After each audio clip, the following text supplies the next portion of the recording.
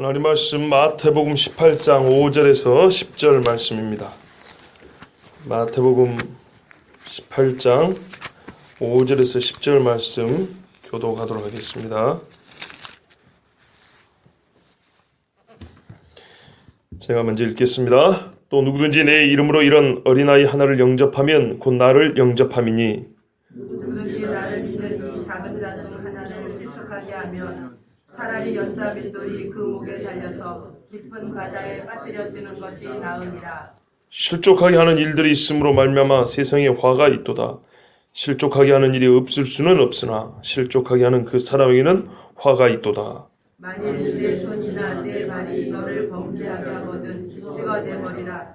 장애인이나 두 자로 영생에 들어가는 것이 두 손과 두 발을 가지고 영원한 불에 던져지는 것보다 나으니라.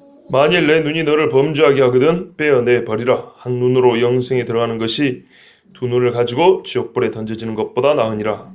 삼가 이 작은 자 중에 하나도 없이 여기지 말라. 너희에게 말하노니 그들의 천사들이 하늘에 계신 내 아버지의 얼굴을 항상 보여오느니라. 아멘. 기도하겠습니다. 살아계신 아버지 하나님, 여러 지식 있는 자들의 말이 갈리는 하나님의 말씀 구절입니다. 그러나 우리가 오늘도 진짜 어린아이처럼 읽게 하시고 어린아이처럼 이해하고 믿고 순종하는 말씀이 되게 하옵소서. 각 사람에게 성령께서 주시는 것은 항상 평안하며 우리 영혼에게 힘이 되는 말씀이 됩니다. 과연 하나님께서 오늘 우리에게 주신 말씀이 무엇인지 사모하며 귀 기울여 듣게 하여 주시고 이 말씀으로 세상을 이기는 믿음의 자녀들 되게 하여 주시옵소서. 예수 그리스도의 이름으로 기도하옵나이다. 아멘. 우리가 1절부터 4절까지 어린아이와 같이 되어야 천국에 들어간다는 말씀을 들었습니다. 그러니까 어린아이 같지 아니하면 못 들어간다 이야기했습니다. 그리고 어린아이와 같이 되어야 천국에 들어간다 했는데 그걸 좀 바꿔 말하면 그거는 4절에 자기를 낮추는 사람이다 그랬습니다. 자기를 낮추는 사람은 어떻게 하냐? 5절에 보시면 어린아이 하나를 영접합니다. 그러니까는 약한 자를 그냥 도와준다고 해서 천국 간다는 게 아니고 연결이 되는 겁니다. 떼어놓고 5절만 갖고 와가지고 누구든지 어린아이 같이 누구든지 내 이름으로 이런 어린아이를 영접하면 곧 나를 영접하면, 그러니까는 예수 이름 불러놓고 조그만 아이들 밥 차려주면 천국 간다 이런 식으로 하면 안 된다 이 말이에요. 연결해서 서로가 서로를 보충해서 이게 한 세트를 봐야죠. 연필 한 자루씩 보면 안 된다 이 말입니다. 5절만 보고 예수 이름 가지고 구원 얻는 게 아니고 어린아이를 도우면은 어린아이들 잘 섬겨주면 복받는다. 이런 식의 구원 개념을 가진 사람도 있어요. 예. 그런데 지금 이야기는 조그만 아이에게 선을 베풀면 천국 간다는 얘기가 아니고 전체적인 맥락에서 이런 특징을 가진 사람은 이런 모습도 가지고 이런 모습을 가진 사람은 이런 믿음의 땅을 증거하고 하나로 봐야 되는 것입니다. 그러니까 서로가 서로를 검증해 줄 수 있는 그런 말씀이 많아요. 자, 4절에 다시 4절부터 볼게요. 그러므로 1절부터 3절까지 말씀 나왔어요. 4절에 나름대로 소결론으로 누구든지 이 어린아이와 같이 자기를 낮추는 사람 천국에서 큰 자니라 이랬어요. 또 연결해서 누구든지 4절처럼 누구든지 내 이름으로 이런 어린아이 하나를 영접하면 곧 나를 영접합니다. 낮추는 사람, 여러분 예수님을 영접한 사람이 보통 자기를 낮추는 사람이 아니던가요? 스스로 잘났다는 사람이 예수님 안 믿었죠. 그죠? 예. 그리고 예수님을 영접하는 사람은 실제로 어린아이 하나를 영접합니다. 여러분 유대에서는 특별히 어린아이는 진짜 애취급을 했어요. 구원도 없다 이렇게 생각했고요. 이거는 고대 사회가 비슷합니다. 헬라 철학자들조차도 여자들은 영혼이 없다고 믿었어요. 아리스토텔레스는 유명한 철학자 들어보긴 하셨죠. 그죠? 저도 잘 모릅니다. 그냥 봐도 나는 모르고 뭐 피차 일반인데 하는 말이 여자들은 영혼이 없다 그랬대요. 왜? 그래서 결혼해야 영혼이 생긴다는 뭐 이런 식의 말. 그러니까 고대 사회에서 여자를 무시하고 아이를 무시한 건 일반적인 경향이에요. 그것에 비하면 성경은 파격적인 겁니다. 처음부터 남자 여자라 그랬잖아요. 봐보세요. 남자 여자 성별만 다르지 똑같이 자해요. 한국식이면 자고 히브리식으로도 토시만 다르고 똑같이 사람이라는 뜻이라 했습니다. 자, 그러니까 예수 그리스도 앞에 자기를 낮춰서 복음을 받아들인 자는 어떻게 되냐? 실제적으로 이런 어린아이 하나라도 어떻게 해요? 영접해요. 그런데 앞에 내 이름으로 그랬어요. 내 이름으로. 이 내 이름으로는 그냥 말만 한다는 게 아니고 예수 때문에입니다. 당시 사회에 예수님이 없으면 어린아이를 영접하는 일은 있을 수가 없는 겁니다. 말하자면 어린아이를 영접했다는 것은 무언가 그 마음에 결정적인 변화가 생겼다는 얘기입니다. 그 결정적인 변화를 내 이름으로 말합니다. 즉 예수 이름이 아니고서는 봐보세요. 제자들 하는 짓을 봐보세요. 성경에 여러 번 반복해서 나옵니다. 어린아이 내지는 소경들 있죠. 여기 이 미크로라는 말은 우리가 작다라는 말 있죠. 그 마이크로 뭐 이렇게 하죠. 예, 헬라어 원어가 그거예요. 그런 뜻이에요. 그러니까 옛날 번역에는 소자 이렇게 돼요. 소자. 그러니까 이 말이 어린 아이를 가리키기도 하고 사회적으로나 지적으로나 경제적으로나 약한 자들을 통칭하는 말이기도 써요. 그러니까 어느 쪽으로 쓰는지 모르지만 일단 어린아이 얘기했으니까 우리는 어린아이로 얘기도 뭐 잘못은 아니에요. 일단 그게 더 1차적이에요. 그러니까 제자들만 하더라도 바디메오가 소리칠 때 조용하라 그랬단 말이에요. 소자들을 조용하라 그랬어요. 조그만 어린애가 축복받고자 기도해달라고 하는 것도 못 오게 막았단 말이에요. 이게 일반적인 관념이에요. 세상 모든 사람들도 그랬고 하나님의 백성이라고 하는 이스라엘조차도 그런 사고방식에 입각이 있었기 때문에 어린아이를 영접한다. 여러분 예수님을 영접한다 그랬죠. 그렇게 영접하는 것은 내 이름으로 즉 예수 이름이 그 속에 들어있지 않은 사람은 실제적으로 불가능한 거예요. 어디서 볼 수 있다고요? 제자들에게서 볼 수 있다고요. 예수 3년을 같이 다녀놓고도 소자들이 올 때 앞에 막아선 자가 제자라고요. 그러니까 여기서 그냥 물 한 잔 준다는 뜻이 아니고 영접이다. 이런 것은 상당히 섬긴다는 뜻인데 이거는 예수 이름을 믿고 예수 이름을 행하는 제자가 아니고서는 불가능합니다. 그러니까 이것이 바로 신자의 모습과 제자의 모습입니다. 자, 이런 사람이 예수님을 영접하는 것과 같습니다. 거꾸로 말하면 예수님을 영접한 사람은 어린아이를 자기가 영접한 주님의 이름, 예수님의 이름으로 영접하게 됩니다. 누구든지 나를 믿는 이 작은 자 중 하나를 시종하면 자 그런데요. 이런 어린아이가 누구냐 하니까 특별히 오늘 6절에는 나를 믿는 이 작은 자라고 그랬어요. 나를 믿는 소자입니다. 자, 이 사람들을 어떻게 하면 안 돼요? 이 귀한 사람들을 실족하게 하면 안 돼요. 그죠? 실족을 우리가 일반적으로 믿지 않는 사람들이 교회 못 오게 하는, 더 못 오게 하는 그런 것들로 실족이라고 보기도 합니다. 크게 말해서 말이죠. 근데 실족이라는 말은 원래 무슨 뜻이냐면 잘 가고 있는 사람 돌부려갖고 걸려 넘어지게 한다는 뜻이거든요. 그러니까 믿는 자에게 적용되는 거예요. 원래가. 1차적으로. 이해되시죠? 김재하 전사 오늘 장로 옆에 앉아계시니까 참 보기 좋습니다. 좋을 것 같았어요. 아, 좋을 것 같아서 옆에 앉으셨어요? 좋을 것 같아서가 아니고 나는 주여 잘못 찍었네 그럼. 예, 같이 앉으면 돼. 여기 강지수님도 같이 앉으면 좋고 임보영 권사 앞으로 이렇게 딱 장로 옆에 장로님이 앞으로 오시는 게 좋을 것 같아요. 뒤로 가는 것보다. 이 짝이 없이 혼자 계신 분들 좀 섭섭하겠지만 어쩔 수 없어요. 오늘 그 생각이 들었어요. 보니까 부부라면 7부부예요. 7부부. 만약에 짝꿍이 나오면 완전수가 7쌍의 완전수. 뭐 2단 사이비가 아니고 그냥 그런 생각이 얼핏 들더라고요. 예. 오늘 이 시간은 한편 그렇습니다. 금요일 날 어른들도 많이 오시지만 청년들이 제법 많이 오는 편이죠. 수요일 날 청년들이 오기가 좀 곤란한 건 이해합니다. 그래서 오늘은 엄마 아빠들이 우리 자식들을 위해서 수요일 날 기도하는 밤이면 그런 밤으로 의미를 삼으면 좋겠다는 생각도 들었습니다.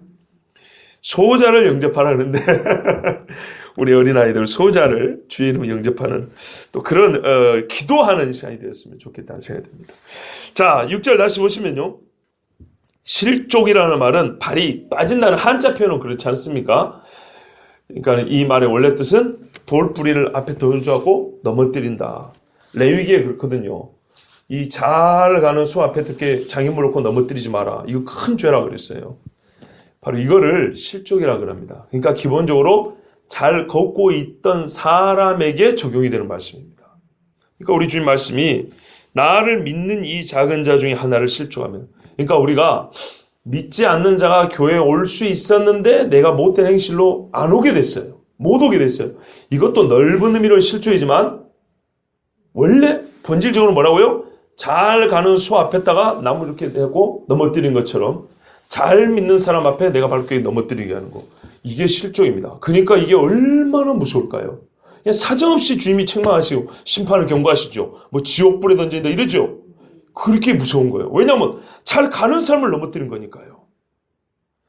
자, 그러니까 지금 예수님이 안고 있는, 아니 이렇게 앞에 나온 이 어린아이가 가만 보니까 예수님이 불러드는 어린아이는 예수님의 지금 말씀을 듣고 있는 아이 중에 하나였고, 주님이 보니까 그 아이의 믿음이 있었던 거죠. 그래서 주님이 지금 하신 말씀이, 나를 믿는 이 작은 자 중에, 이걸 물론 넓게 말하면 약한 자들 중에 믿는 사람, 혹은 믿는 사람 중에 약한 사람이라고 그렇게 볼 수도 있어요. 넓게 말하면. 그런데 우리는 일단 개인적으로 하나씩 보겠습니다. 한 사람 한 사람. 너무 넓게 보면 나하고 거리가 멀게 느껴지거든요. 그러지 말고 직접적으로 한번 생각해보세요. 나 한 사람과 앞에 있는 믿음에 있는 사람 한 사람.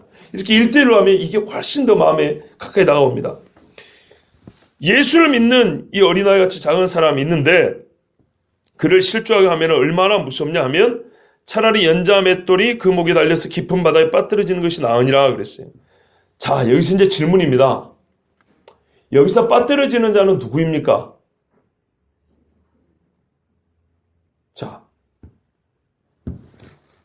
김지아 전사님 뭐라고 아까 말씀하셨죠? 자, 또 다른 의견 있으십니까? 다 동의하세요? 진짜로요? 훌륭하신 분들이에요. 왜냐하면 우리 본문에 이게 정확하게 나타나지 않습니다. 봐보세요. 실족하게 하면 차라리 그 연자 맷돌이 그 목에 달려서 깊은 바다에 빠뜨려지는 것이 나으니라. 이걸 가만 보면 내가 다른 사람께 발을 걸어 넘어뜨렸어요. 그 결과를 말하는 것 같이 보이기도 하잖아요. 그렇지 않습니까? 봐보세요. 실족하게 하면, 내가 발을 걸고 넘어뜨리면 그 결과 어떻게 되냐? 넘어진 그 사람은 어떻게 돼요? 믿음에서 떠났을 거 아닙니까? 믿음에 떠나면 그 사람 구원 못 받을 거 아닙니까? 그것이 얼마나 무지막지냐면, 연자 맷돌, 그러니까는 삼손이 돌린 맷돌 아시죠? 그거 말합니다. 요거 우리가 돌린 이 맷돌 아닙니다. 여기서 말하는 거 뭐냐면, 큰 돌 이 밑에 받침해 놓고, 보통 현무암 쓰는데, 그러니까 화산 폭발로 남은 그 용암이 굳은 돌을 쓰는데요.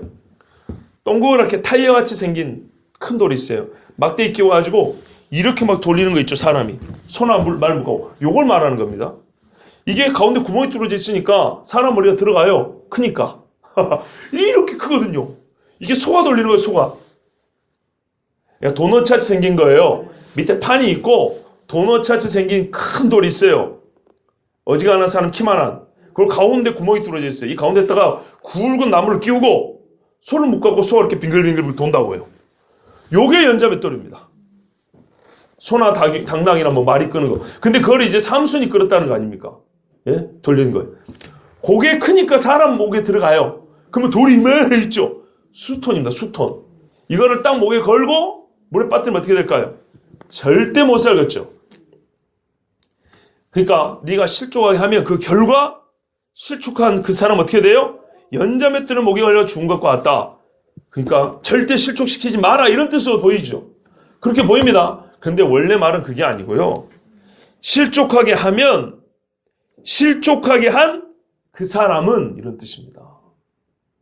실족하게 한 그 사람은 연자 맷돌을 그 목에 걸고 저 깊은 바다에 빠지는 것이 더 낫다, 그 말이에요. 그러면 절대 실족시키란 말이에요? 실족시키지 말란 말이에요? 실족시키지 말란 거예요. 그 영혼 네가 책임질 거냐, 이 말이죠. 그 영혼이 지옥불에 던져지는 짓을 하면 네 목에 연자 맷돌이 매갖고 물에 빠진 건 네가 그렇게 된다는 거예요. 정말로 무서운 이야기죠. 우리 주님이 이 앞에 성전세 냈잖아요. 반세겔. 베드로랑 같이. 그때 뭐라 그랬어요? 내가 왕의 아들이니까 내 아버지 집에 세금 낼 일이 뭐가 있겠냐. 내가 왕의 아들인데 왕한테 세금 내가 말이 안 되잖아요. 왕정국가 시스템입니다. 그런데 왜 세금을 내냐? 저들을 실족시키지 않게 하기 위해서. 저들이 그 이해를 못하기 때문에, 하나님의 아들인 줄 모르기 때문에 예수님을 어떻게 해요? 율법을 어기는 자. 이렇게 봐버린다는 거예요. 그러면 예수님을 율법을 어기는 반하나님적인 사람으로 이렇게 딱 봐버리면 예수님의 말씀이 들어올까요? 안 들어오겠죠. 그러니까 이제 예수님이 혹 저들이 이제 넓은 의미에서 그렇게 되는 거예요. 저들이 나 때문에 나를 못 믿는 일이 생길까 봐 예수님이 실족하지 않기 위해서 세금을 내라 그랬다고요. 이해되시죠? 그만큼 중요한 거예요. 실족시키지 마라. 그러니까 교회에서 신앙생활 모범적으로 잘해야 됩니다. 누군가 내 신앙생활 하는 거 보고 저래도 되는가 보다 해가지고 죄 지으면서 교회 다닐 수 있다. 뭐 저렇게 신앙생활 되는가 보다. 참 이러니까 우리 선배 지금은 목사님 옛날 전도사님 자꾸 생각나는데 청년들한테 여러 번 들으셔서 이제 다 기억나시죠? 뭐 해도 돼. 그래갖고 그 청년들 줄줄줄줄 넘어갔다고요. 그리 가르치면 그 영혼들이 상황뿐만 아니라 자기가 죽어요. 자기가. 또 이건 모르는 분들은 나는 못 들었는데 그러실 건데 너무 선배님 이야기를 많이 듣죠. 죄송해서 더 이상은 하기가 좀 그렇고요. 하여튼 실족하게 한 그 사람이 연자맷돌에 매달려갖고 바닷물에 빠뜨리는 게 더 낫다고 말해요. 왜냐하면 그 영혼을 내가 책임지면 내가 하나님 앞에 어떻게 해요? 심판을 받아요. 하나님 앞에 서는 것보다 차라리 그게 낫다는 겁니다. 그게 화가 있는 일입니다. 자, 주여. 실족하게 하는 일이 근데 이런 게 없으면 좋은데 있어요. 없을 수가 없죠. 있어서 세상에는 화가 있어요. 그러면 봐보세요. 실족은 사람이 사람으로 말미암아 믿음에서 떠난 일 아닙니까? 그럼 세상의 악은 어디서 나와요? 이 고통은 사람에게서부터 나오는 겁니다. 그렇죠? 예, 성경 어딘가는 지금 제가 얼른 기억이 안 나는데 악의 있는 곳에 찾아보면 악인이 있느니라는 말씀이 있어요. 저는 그거를 제가 이론으로 세운 건데 성경에 있다 보니까 그 말씀이 있더라고요. 저는 항상 그랬거든요. 우리가 세상에 악의 문제, 고통의 문제하고 신학자들이 막 논문도 쓰고 책도 쓰고 막 그래요. 근데 항상 악을 얘기하지만 악인을 다루지는 않는다는 생각이 들었어요. 악하고 악인이 별개가 아니고 악인에게서 나온 게 악이거든요. 근데 악만 따로 얘기하는 게 저는 이상했어요. 그래서 항상 악이 있는 곳을 보면 살펴보면 악한 자가 있다. 제가 그래서 설교를 했거든요. 그리고 몇 년이 지나 성경을 보니까 그 말씀이 있더라고요. 악이 있는 곳을 살펴봐라. 악인이 있느니라 이 말씀이 있더라고요. 와, 주여. 성령께서 감동을 주시니까 이제 그런 지혜가 생긴 건데 오늘 보세요. 세상에 우리가 말하는 화, 고통들, 슬픔들, 눈물들 왜 있냐 하면요. 실족하게 하는 일들이 있어서 그렇다 그랬습니다. 실족의 요지가 뭡니까? 하나님 앞에 나아가지 못하게 넘어뜨리는 거죠. 그죠? 마귀 새끼가 한 게 그거죠. 아담한테 한 게. 아담과 하와한테 한 게. 그렇죠? 그리고 사람들이 생육하고 번성하면서 서로가 서로에게 하는 짓것들을 봐보세요. 가만 내버려 두면 진짜 자연 상태 그대로 두면 서로가 서로에게 하나님께 나아가는 데 도움이 되는 것이 아니고 방해가 됩니다. 그죠? 솔직히 그래요. 그 중에 한 사람 예수 믿고 돌이켜 와가지고 피 터지게 싸워야 한 사람 건져내지 절대로 하나님께 나한테 도움이 안 됩니다. 즉 악한 인간 실족하게 하고 실족한 인간들 때문에 이 땅에 계속 화가 더 많아지는 것입니다. 그런데 이 안타까운 일이 없을 수가 없대요. 왜냐하면 이미 죄악된 세상이기 때문에 마귀에게서 자빠져가지고 자기 힘으로 일어날 수 없는 인간들이기 때문에 이 일은 반드시 있을 수밖에 없습니다. 왜냐하면 태어나면서부터 믿음을 가지고 태어난 게 아니고 태어날 때는 믿음 없이 태어났다가 중간에 믿음을 가지게 되죠. 그러니까는 믿기 전에 우리가 하는 행동들은 다 실족하게 하는 일들에 그렇게 앞장서는 것이지 절대로 하나님 앞에 돌이키는 일은 할 수가 없기 때문입니다. 그런데 역시 실족하게 하는 그 사람에게는 화가 있도다. 핑계할 수 없습니다. 빌라도가 군중들이 나서서 폭동을 일으킬까 봐 그랬다 하지만 목을 걸고 예수님 지킬 수 있었어요. 가룟 유다가 자기가 꿈꿨던 이스라엘 나라의 회복과 다르다고 생각을 해서 예수님께 배신당했다. 자기 딴에는 자기가 배신당했다 생각한 거예요. 왜냐하면 말씀드렸다시피 이스라엘 사람들은 재림의 예수님이 하실 일을 초림의 예수님이 하실 일로 착각을 하고 있었단 말이죠. 자기 착각에 의한 것이지만 기대한 건 그거였어요. 근데 예수님이 막상 하신 일이 보니까 정반대란 말이에요. 죽으러 왔다는 거예요. 죽이러 온 게 아니고. 그러니까 자기 딴에는 가룟 유다 개인적으로는 예수님 앞에 실망한 거죠. 이거 내가 3년 동안 헛고생했네? 돈이라도 벌어보자 하고 예수님 판 겁니다. 근데 이 오해가 가룟 유다만의 것은 아닙니다. 왜냐하면 제자들이 예수님을 버리고 도망간 걸 봐보세요. 그리고 제가 이제 곧 설교를 하려고 생각한 말씀인데 사도행전을 보시면 예수님이 부활했지 않습니까? 부활하고 예수님이 뭘 하냐면 하나님 나라의 일을 가르쳤다 돼 있어요. 40일 동안. 한 주제입니다. 40일 내내 하나님 나라의 이야기를 쫙 가르치는데 이 하나님 나라의 이야기가 뭘까요? 주제는. 아니, 그 내용이 뭘까요? 아마도 주님 다시 오심에 대한 얘기, 그러니까 모세글부터 시작했다고 그랬죠. 모세글부터 시작해서 주님 다시 오심의 이야기를 쫙 다시 이야기했을 겁니다. 왜냐하면 누가복음에 보면 포도나무에 난 것을 내가 하나님의 나라에서 하나님의 우리가 그러니까는 요즘 신학자가 어떻게 해요? 이 땅에서 이루는 자기들이 이루는 하나님 나라이지만 재림을 빼고 얘기한다고 그랬죠. 그러자 자꾸 예수님은 재림 이야기를 말해요.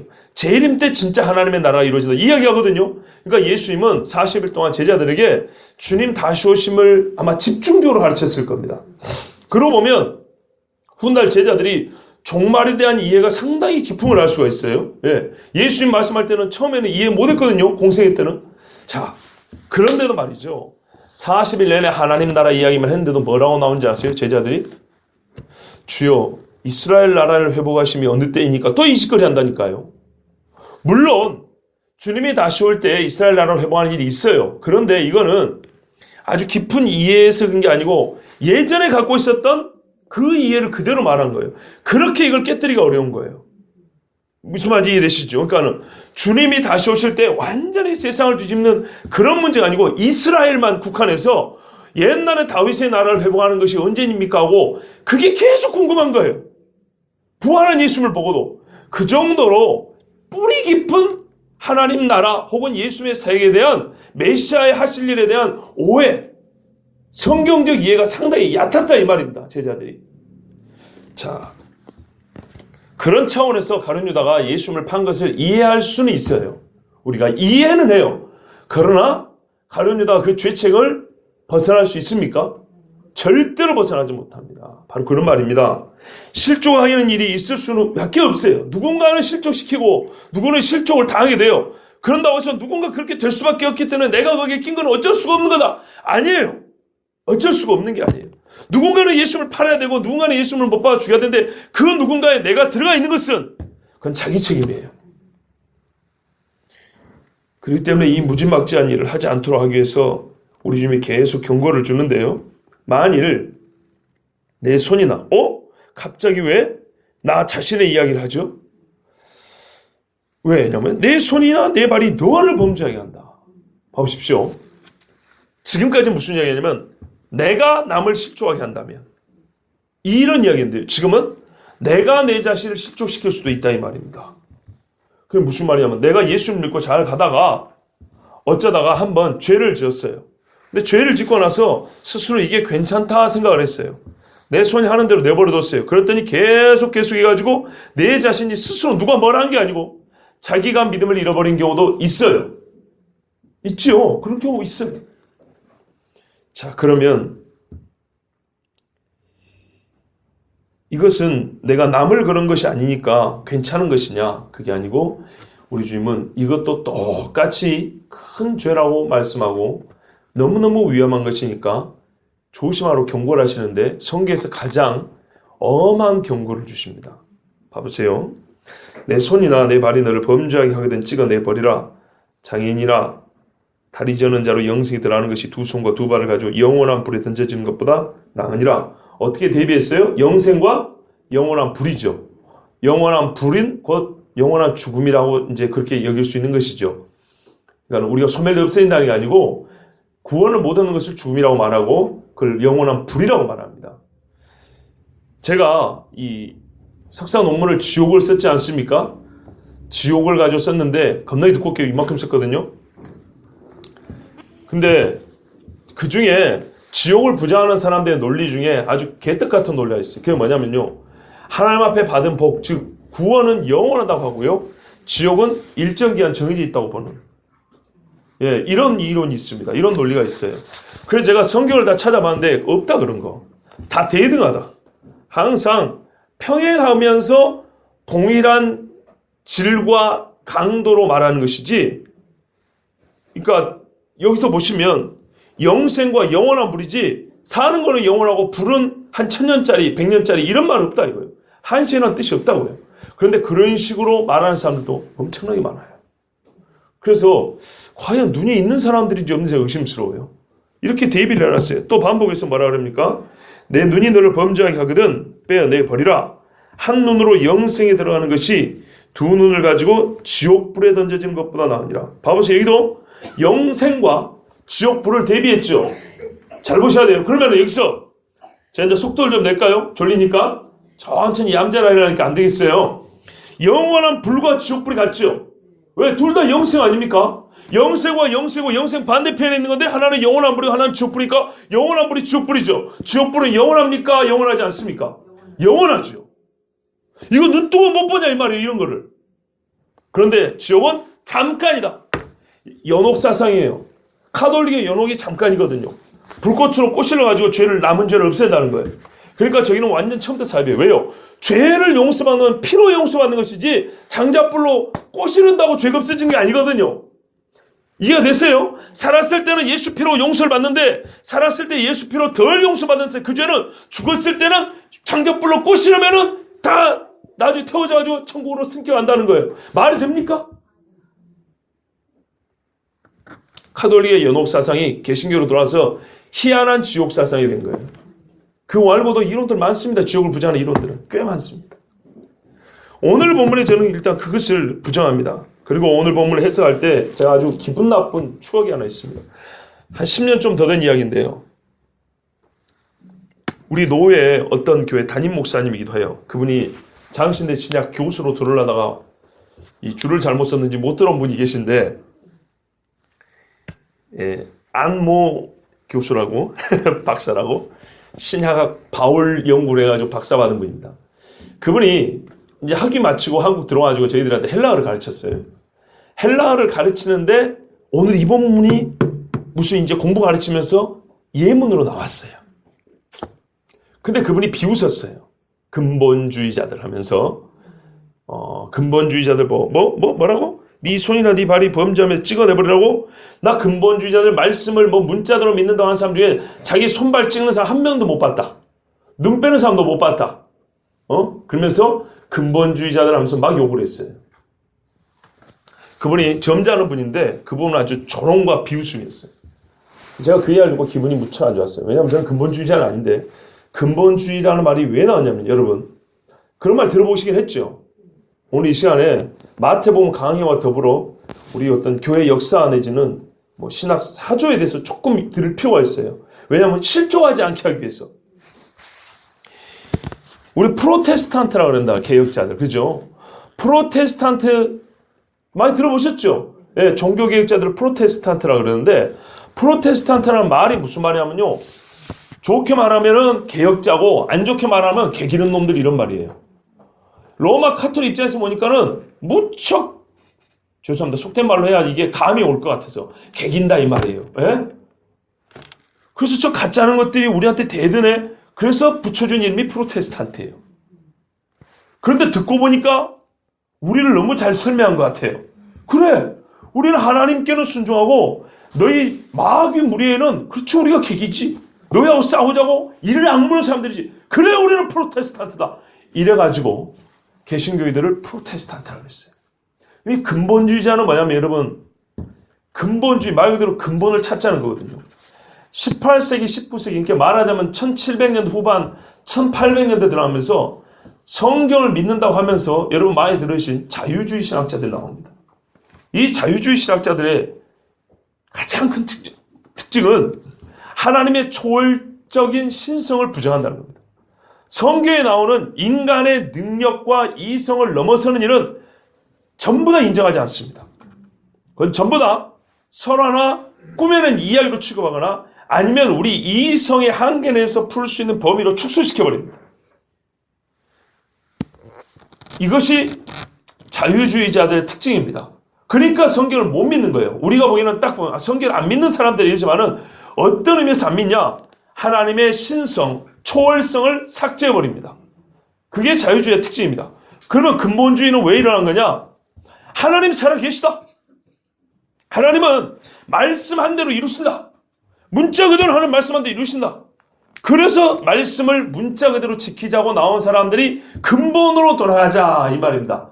그래서 자기들이 하는 이야기들을 우리는 자기가 스스로 우리는 근본주의자고 자기가 먼저 자기를 가리킨 게 아니고 우리가 하는 일은 근본으로 돌아가자는 거다 하고 운동을 일으켰더만 옆에서 저런 근본주의자들하고 비웃으면서 붙인 이름이에요. 듣고 보니 그것도 괜찮잖아요. 근본으로 돌아가자. 우리가 하는 말로 본질로 돌아가자 얘기합니다. 근데 그 근본의 핵심 내용이 바로 축자 영감입니다. 하나님께서 문자 하나하나, 토시 하나하나 틀리지 않게 영감해 주셨고 반드시 그대로 이룬다는 얘기입니다. 반드시 그대로 실제라는 얘기입니다. 이것에 대해서 자유주의를 거부한다고 하지만 시대가 이제 많이 흐르다 보니까 현대인들은 성경을 문자대로 보는 것을 처음부터 못마땅히 얘기해요. 뭔가 엊그제도 말씀드렸죠. 헬라의 알레고리칼 비유로 성경을 푸는 게 초대교회부터 유행이라고 그랬죠.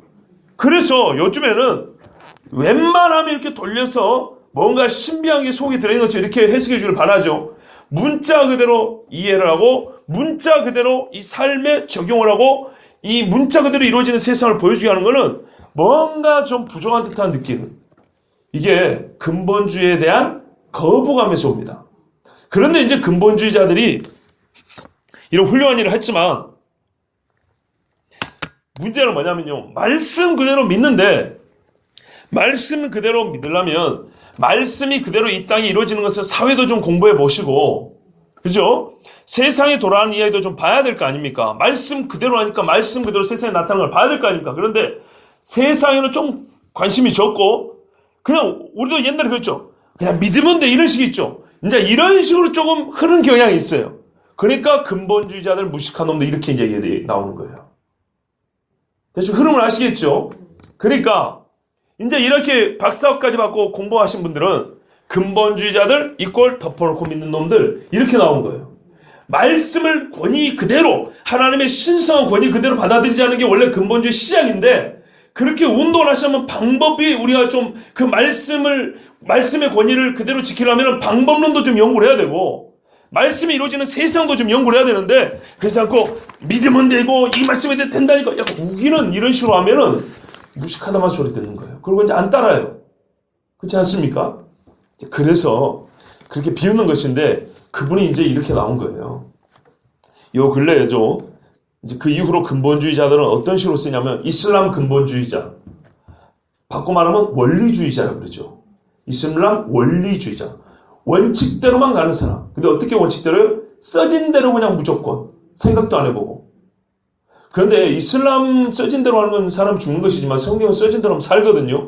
그런데 말씀드렸잖아요. 1차적으로 이 세상이 써진 대로 믿는 것에 대한 거부감이 팽배해 있는 세상이기 때문에 본질, 말씀의 본질로 돌아가자. 성경의 권위를 그대로 인정한다는 이 근본주의자의 주장이 옳음에도 불구하고 많이 무시되어 있고요. 근본주의자들이 덮어놓고 믿는 식의 어떤 그런, 주장, 내용이 좀 약한, 근거가 좀 부실한 주장 위주로 이렇게 좀, 사실 다 그런 건 아니에요. 똑똑한 분도 상당히 많았는데, 이제 일부 그렇게 되고, 그런 분들이 저번에 은사 문제 갖고도 좀 조심하라 그랬죠. 또 이분들이 또 신앙이 뜨겁다 보니까, 은사가 또 많아요. 근데 문제는 뭐예요? 그 은사를 인간은 항상 조심하죠. 교만하고 자기 신앙 자랑거리로. 근본주의자들 이꼴 은사주의자, 이꼴 덮어놓고 믿는 놈들, 무식한 놈들, 억지 쓰신 놈들, 앞뒤 꽉 막힌 놈들. 이렇게 돼버리는 거예요. 그러니까 요즘에는 근본주의자라는 말이 너무 안 좋게 쓰이죠. 원래는 뭐부터 쓰여? 왜 나왔다고 그 말이요? 성경의 하나님의 초월성, 신성, 그 권위를 그대로 인정해야 한다. 성경을 무시하는 시대에 성경은 하나님의 말씀이다. 이게 원래 근본주의의 최초 주장이에요. 그런데 이제 이 교수님이 그때 이 말씀을 가지고 근본주의자들 중에 자기 팔자는 한 명도 못 봤다. 눈 빼는 놈 못 봤다. 그러면서 막 조롱을 했어요. 여러분 어떻게 생각하세요? 여러분 저기 손 작은 분 안 계시죠, 여기? 말씀대로 안 믿는 분들이에요. 저도 지금 다리 안 잘랐거든요. 저도 말씀대로 안 믿는 사람이에요. 그죠? 그렇죠? 자, 내일부터 전부 다 병원 가가지고 하나씩 자르고 오시고 눈도 하나 빼고 기증하고 오세요. 이러면 근본주의자들 멋지다! 말씀대로 믿는 사람들 그러겠죠? 그래 안 해도 됩니다. 그분이 성경을 똑바로 못 봤어요. 봐보세요. 만일 네 손이나 내 발이 너를 범죄하게 하거든 찍어내 버리라.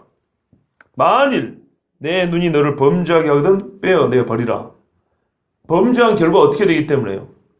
영원한 불에 들어가죠. 그대로 두면. 그대로 두면 지옥불에 들어가죠. 네, 하나 물어보겠습니다. 여러분, 내 손과 내 발이 지옥불에 들어가고 영원한 불에 들어가는 데만 쓰입니까, 지금? 제가 그래서 오늘 제목을 이렇게 잡은 거예요. 근본주의자는 업신여기지 않게 자를 일이 없다 그랬어요. 봐보세요. 아까 근본주의 어떤 사람이라고요? 말씀의 권위를 인정하는 사람이라고 그랬죠. 만일 손이 범죄하여 지옥불에 떨어질 정도 되면 잘라버려야 됩니다. 그런데 근본주의자들은 자유주의자들보다 말씀의 권위를 훨씬 엄격하게 인식하고 인정하기 때문에 어때요? 죄 잘 안 지어요. 사람이 다 죄인이지만 굳이 따지자면 자유주의자들은 벌써 말부터 그 주둥이부터 꼬매야 되죠. 말부터 하나님의 말씀을 인정을 안 하는데 근본주의자는 이건 하나님의 말씀을 100% 인정합니다. 그죠? 자, 이렇게 인정하는 사람하고 안 하는 사람하고 죄 지을 가능성이 어디가 더 클까요? 우리가 죄인 아니란 얘기가 아니에요. 그러나 여러분, 예수를 안 믿는 사람하고 믿는 사람하고 누가 더 죄를 많이 지을까요? 안 믿는 사람, 우리가 엄연한 사실 인정하는 거 인정하자고요. 지나치게 겸손한 척 하지 말고 우리는 적어도 예수를 믿기 때문에 조심하는 게 있어요. 예수를 믿기 때문에 두려워하는 게 있어요. 예수를 믿기 때문에 회개한다고요. 그래요. 그 교수님 내가 다시 만나 할 말 있어요. 근본주의자는요, 교수님 회개할 줄 알거든요. 자유주의자들은 회개를 안 해요. 그렇게 잘라야 돼요, 그런 놈들은.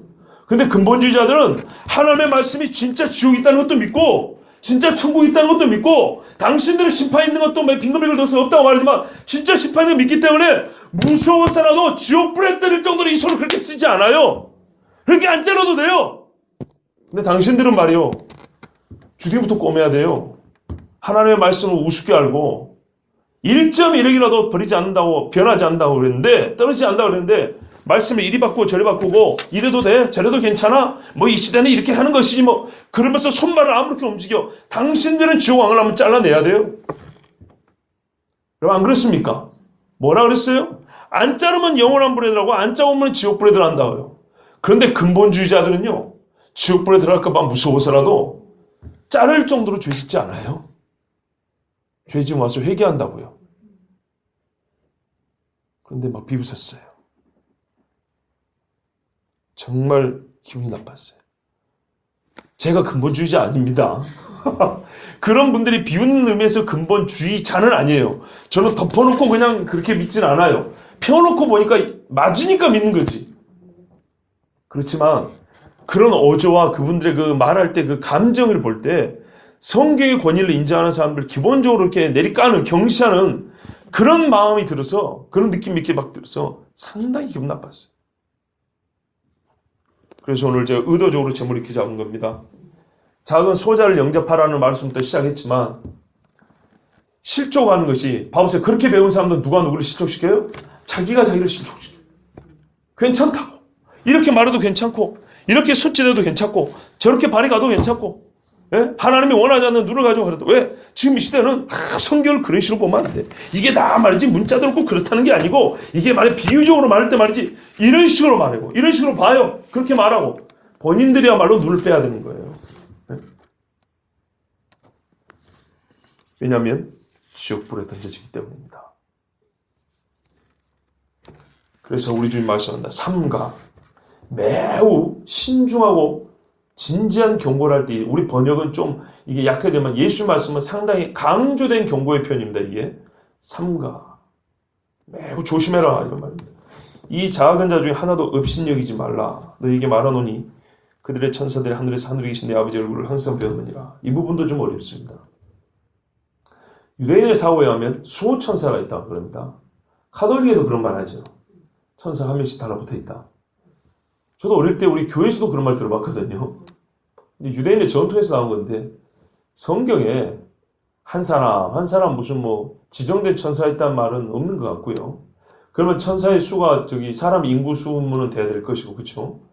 그런데 히브리서 1장 14절에 이런 말씀은 있어요. 모든 천사는 부리는 영으로서, 그러니까 일하는 영으로서 구원 얻을 후사들을 섬기라고 보내심이 아니냐 이렇게 됐거든요. 그러니까 1대1로 할당제라기보다는 하나님께서 구원받을 사람들 그 믿음을 지키고 이 광야와 같은 인생길의 신앙을 잘 지켜나갈 수 있도록 때를 따라 도울 수 있도록 보내시는 천사라고 그렇게 볼 수 있습니다.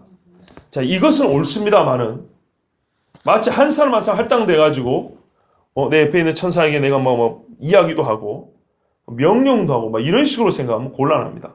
그렇게까지는 보면 안 될 거라고 저는 생각합니다.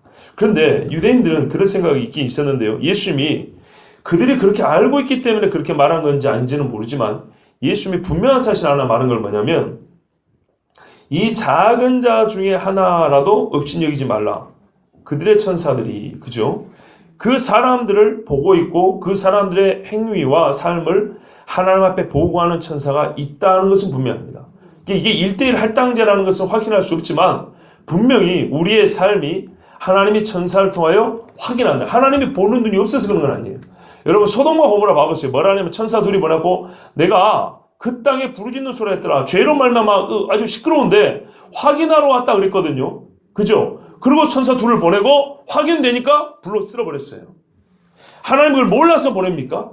그렇진 않죠. 그런데 하나님께서는 모든 인간들이 객관적으로 확인할 수 있도록 하늘에 있는 영들도 하나님의 의로우심을 자기들이 불뚝 보고 확인하여 하나님 행하신 심판을 요한계시록처럼 거룩하다 의롭도다 이렇게 심판하시니 의로우시도다 이렇게 할 수 있도록 천사들 직접 보내서 확인하게 합니다. 실사라는 거죠. 그런 것처럼 하나님께서 이 작은 자 중에 하나라도 다 그들의 삶을 확인하게 하신다는 것입니다.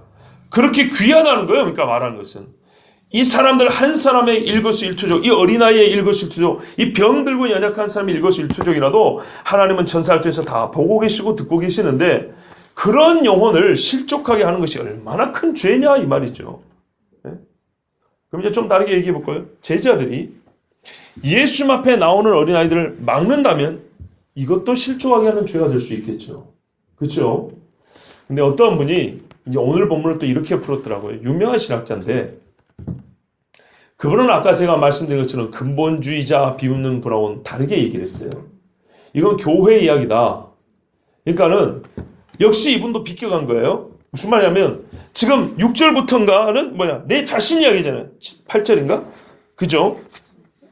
7절부터 내 자신 이야기하고 있잖아요. 그런데 이 내 자신 이야기를 분명히 이렇게 말하고 있는데 그분은 교회 이야기로 넓혀버렸어요. 무슨 말이에요? 여기서 손과 발은 우리가 교회 지체들을 얘기하는 거다. 그래서 거짓 선생들이 들어와가지고 교회를 어지럽히면 아깝다고 생각하지 말고 내쫓아버려라. 지도자가 눈이 어두워서 하나님의 자녀들을 어두운 데로 끌고 가면 아이고 저 지도자를 우리가 어떻게 할까 그러지 말고 그냥 내쫓아버려라. 그런 식으로 해석을 했어요. 여러분 그런 말씀도 있어요. 근데 마태복음 말고 다른 데 있어요. 요한계시록도 있고 저 뒤에 가면은 유다서 같은 데도 있고 요한일서 같은 데도 있고 거짓 선생들 이런 이야기는 꽤 많이 나옵니다. 명백하게 그런 데는 딱 눈을 뜨고 보면 보이게 나와 있어요. 거짓 선생들은 이렇게 확인할 수 있고 그들은 이렇게 나와 있는데 오늘 말씀은 확대하면 그렇게도 적용은 되겠죠. 그렇겠죠. 예. 생각해보세요. 내 몸도 자르는데 그 거짓 선생 못 잘라내겠어요? 적용은 그렇게 할 수 있지만은 이거는 많이 부풀려야지 되는 것입니다.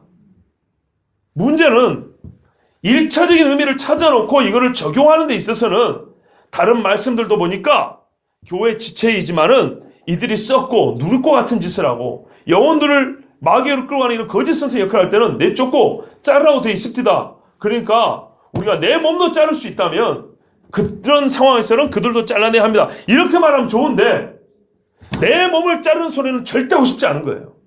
그러니까 처음부터 이걸 빼버려요. 그래서 근본주의자들에게 비웃거나 아니면 처음부터 가운데 걸 뺀 다음에 적용할 때나 할 수 있는 이야기를 갖다가 에스타우처 본문의 의미라고 가운데 따다 넣어가지고 이 말씀은 교회가 거짓 선생들을 내쫓아라. 가차없이 잘라버린다. 단호하잖아요. 그죠? 뭔가 신앙이 이렇게 막 솟아난 것 같지 않아요? 가차없이 막 우리가 진리를 지켜야 해서. 그건 좋은데 1차적인 의미를 빼먹고 그렇게 말해버리면 어떻게 됩니까? 나 자신에 대한 적용은 없어져 버리고 타인을 향한 적용이 먼저가 돼버립니다. 그것도 잘못입니다. 여러분. 지금 하나님이 우리 주님이 말씀하신 바는 여러분 지금 눈앞에 있는 제자들을 두고 하신 말씀이고 예수님을 둘러싼 무리들 중에 그들의 믿는 사람 있고 믿지 않는 사람이 있습니다. 예수님이 아직까지는요 교회 공동체를 두고 얘기한 게 아니고 무리는 많지만 각자를 두고 지금 하신 얘기예요. 각자를. 그리고 너 인칭이 다르잖아요. 그죠?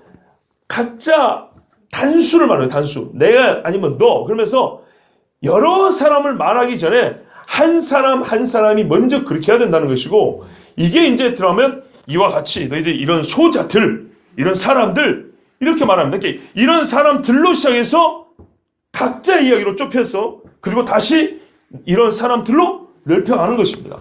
그런데 그 각자 이야기로 들어올 때 예수님이 가장 강력한 경고를 했어요. 잘라버리라고. 여러분 신체를 자른다는 것은 얼마나 어려운 이야기입니까? 진짜로 어려운 이야기죠. 어이구, 상상만 해도 끔찍합니다. 그렇죠? 그런데 무엇보다 나아요? 지옥에 던져진 것보다 낫다고요. 우리가 진짜 너무 무시해요. 지옥 이야기는 무시한다고요. 신학교에서는 천국 지옥 이야기 안 합니다.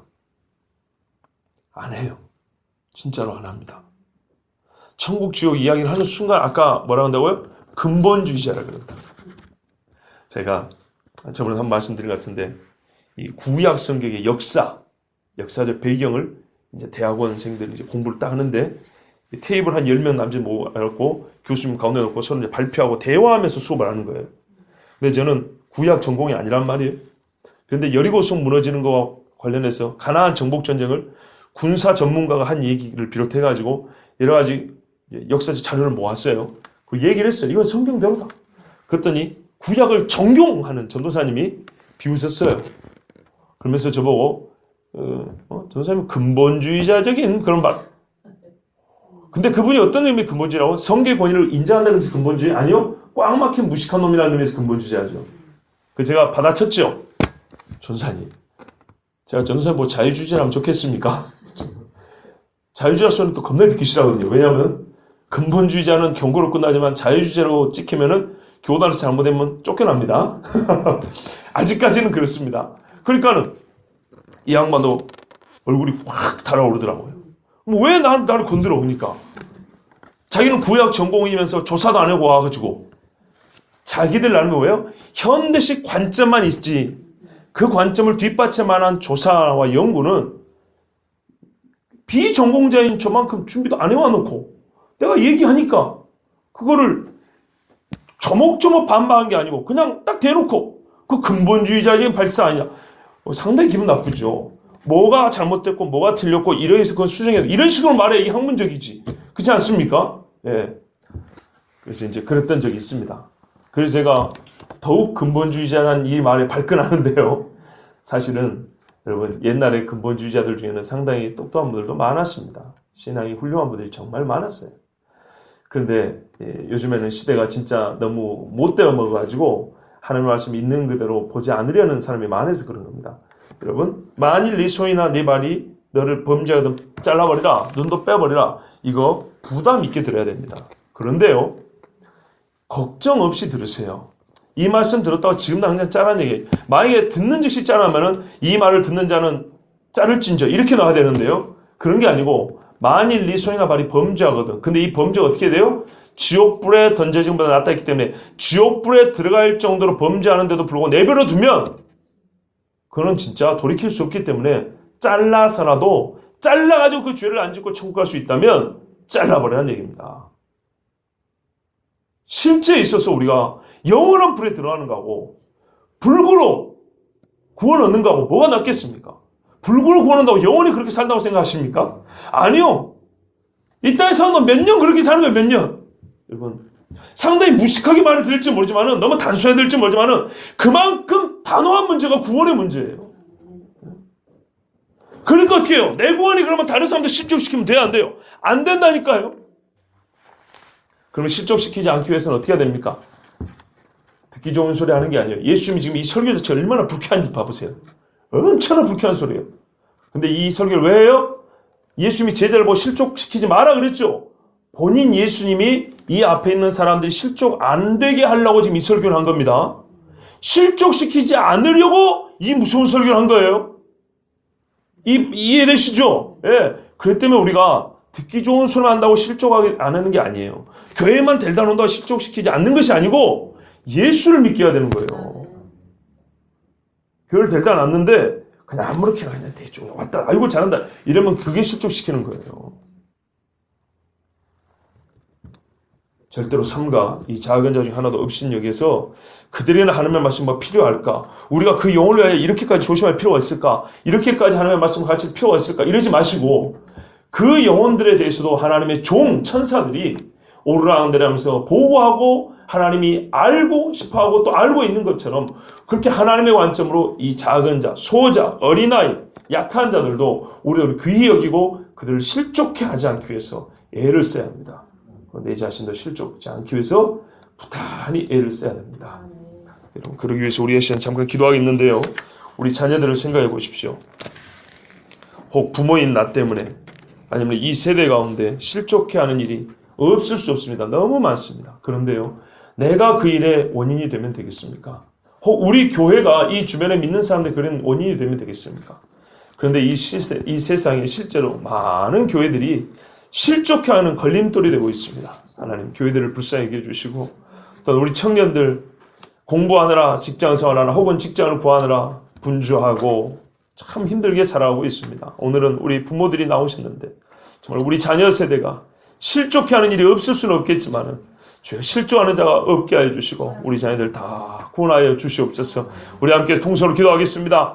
사랑 많으신 아버지 하나님에 감사합니다. 오늘도 우리를 사랑해 주시고 주님 앞에 불러주시고 예배하게 하여 주시는 은혜를 감사합니다. 세상에 많은 사람들은 아버지께서 주시는 이 말씀 우리 주님의 말씀을 가슴을 찌르는 말씀으로 듣지 아니하고 이리 피하고 저리 피하고 미꾸라지처럼 피해가면서 진짜 자기도 살고 이웃도 살고 자녀들도 살 수 있는 길을 찾지 못하고 나도 죽고 이웃도 죽고 소자도 죽고 큰 자도 죽는 아버지 어리석은 길을 가고 있나이다. 거룩하신 아버지 하나님의 네 자신을 돌이켜봐라.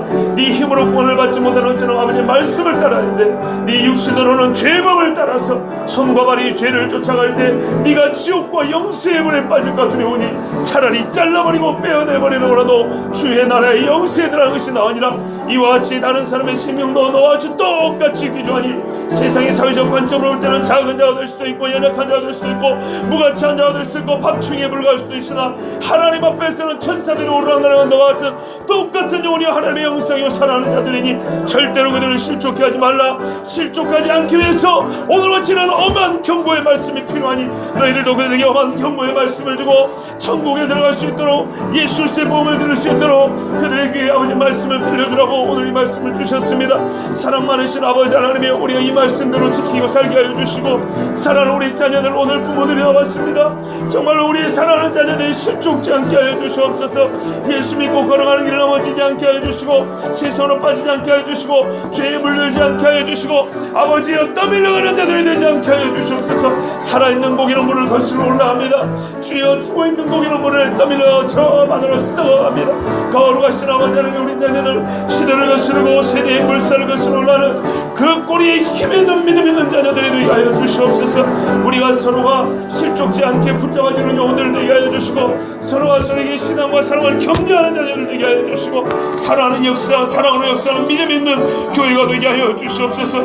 아버지여 정말로 주님 오실 때 하나님의 말씀의 권위가 무너져 교회들이 성령의 도우심을 구하지 아니하여서 아버지 성령의 능력이 없어서 세상의 여러가지 마케팅 방법이나 프로그램이나 인간적인 수단으로 교회를 늘려보고 확장시켜보고 이미지를 좋게 버리고 애를 쓰지만은 과연 그 일의 결과가 결말이 무엇입니까?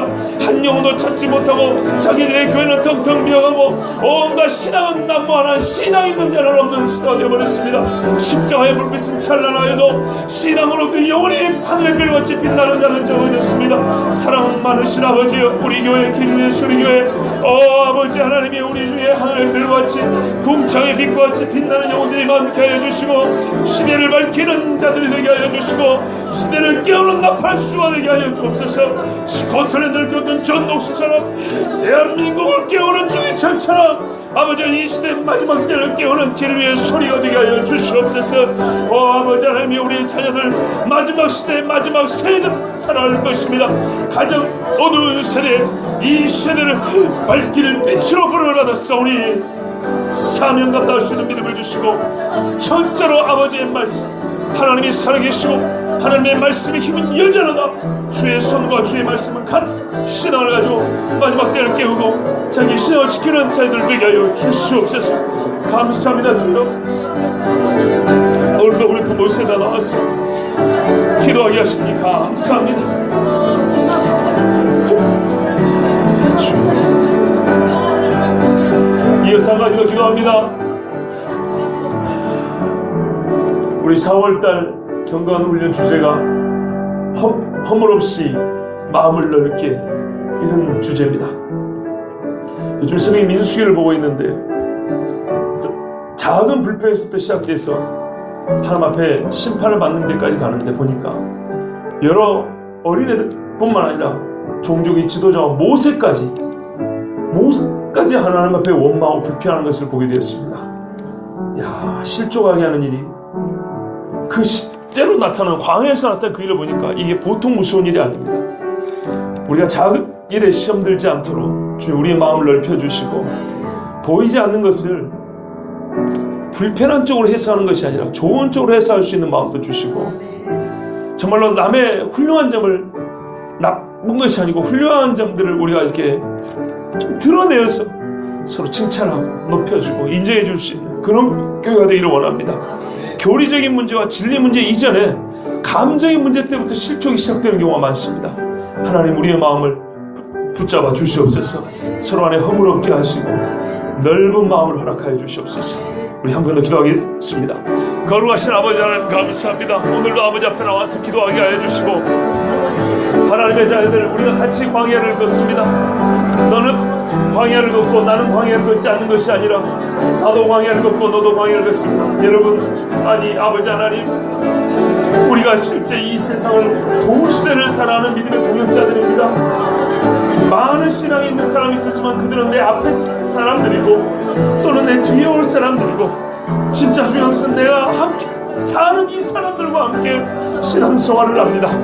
부족한 듯 보여도 우리 집사님 신앙생활하고 좀 허물 있는 것 같아도 우리 장로님들과 신앙생활하고 좀 약한 듯 보여도 우리 권사님들 같이 예배드리는 것이고 좀 못마땅한 것 같아도 우리 교회 성도들과 같이 신앙생활하는 것이지 저 멀리 밀고 있는 사람이나 우리보다 앞선 세대나 우리보다 후에 올 세대와 신앙생활하는 것이 아니라 바로 나와 같은 동시대를 살아가는 이 사람과 같이 주의 나라를 같이 걸어가는 것입니다. 서로가 서로에게 힘이 되게 하여 주시옵소서. 원망하지 않고 감사하게 하여 주시고 좋은 것들을 볼 수 있는 눈을 주시고 칭찬하고 인정할 수 있는 입술도 주시고 아버지여 내가 너희를 위하여 마음을 넓힌 것 같이 너희도 나를 위하여 마음을 넓히라.